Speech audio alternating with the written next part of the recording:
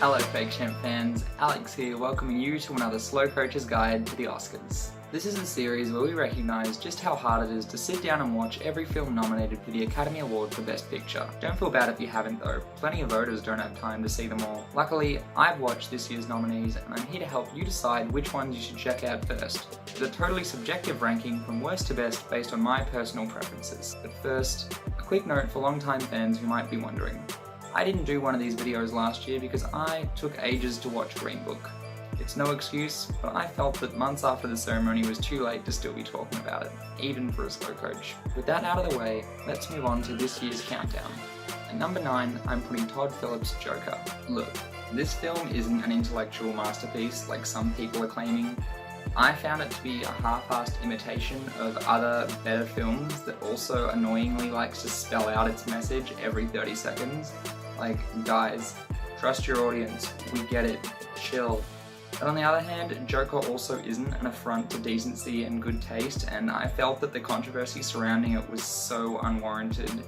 It's just kind of boring overall. The last 20 minutes are interesting, but it's too little too late, and without Joaquin Phoenix's performance, I think we all would have forgotten about this film ages ago.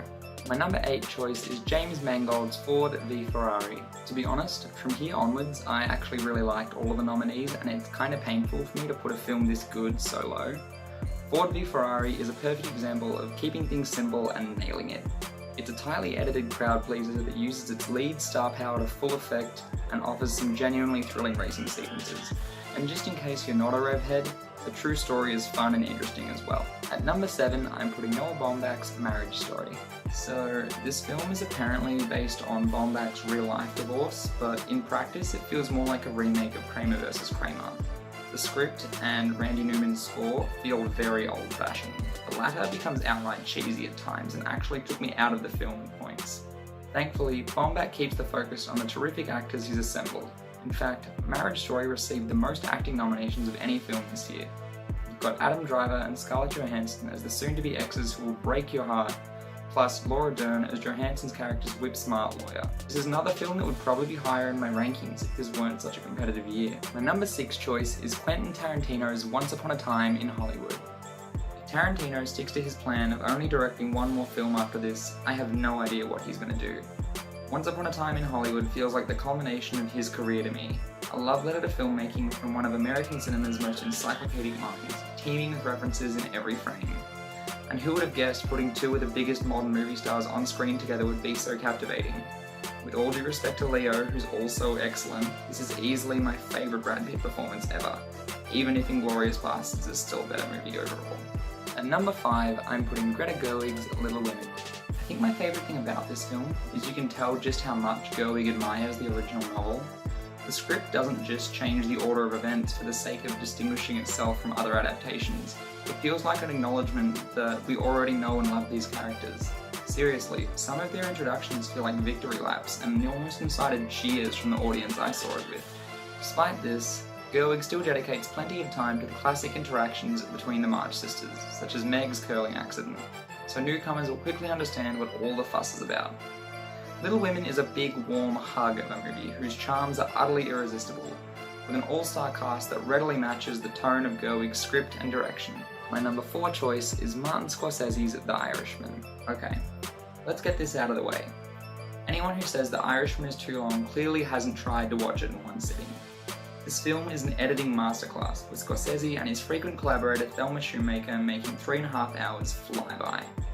It's also a fitting coda to the gangster films that turned its stars into household names, being just a bit more somber than classics like Goodfellas. I personally think De Niro, Pacino and Pesci each turn in their best work in decades, and the digital de-aging effects look surprisingly good too. At number 3, I'm putting Taika Waititi's Jojo Rabbit. I can't believe Waititi chose to follow up his blockbuster Marvel movie with this, but I think we should all be grateful. Even though fuck Nazis should be a universally accepted message, I don't think we should understate the sheer audacity of this film. Jojo Rabbit upholds the legacy of no-holds-barred satire seen in classics like Blazing Saddles, being laugh-out-loud funny yet scathing in its takedown of blind nationalism, particularly through Waititi's performance as an imaginary Hitler. It's also surprisingly thoughtful and eventually arrives at the sweetest ending of any film in this lineup. My number 2 choice is Sam Mendes' 1917. find a lot of battlefield films interchangeable and dull. There are really only two points of view that filmmakers will try and convey, either the glory or the horror. Despite that, 1917's story moved me in a way that no war film has since Peter Weir's Gallipoli. The simplicity of its plot allowed me to become genuinely invested in its two leads and appreciate the overwhelming scale of their surroundings. Mendes and his crew went all out here, from the set design to the practical effects to Roger Deakins' breathtaking cinematography. You've probably heard by now that 1917 is shot to look like one continuous take, but that isn't quite true. When it finally lets you notice an edit, it's devastating. When it stops in the middle of a muddy trench or a ravaged town, it's beautiful. Even if it doesn't win Best Picture, 1917 is one of the best looking films I've ever watched. Which, at number 1, leaves Bong Joon-ho's Parasite. What else is there to say about Parasite? Like many others, we here at Fake Shemp gave it a glowing review when it first came out, and it's definitely got the most online buzz of this year's nominees.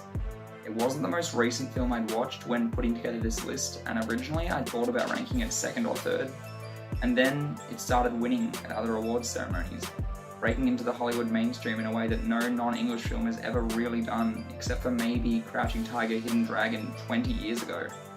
I felt excited and relieved to see Parasite do that, and that's when I knew it was still my number 1. Parasite starts with an ingeniously simple idea. The rich and the poor are both so stuck in their place, it's unlikely they would ever need to meet. But what if they did? A film like Joker will lazily say, "Fuck the system," whereas Parasite shows you at every turn, the system's fucked. It's one of the year's sharpest comedies, then suddenly one of its creepiest thrillers. More than any other film here, I truly believe Parasite is going to be remembered, both for its message and as a cinematic achievement. That's why it's my Best Picture winner. But, of course, I don't think my pick has lined up with the Academy for a while, and that's without even mentioning the countless great films they overlook every year. I mean, Lulu Wang's The Farewell was better than more than half of these nominees.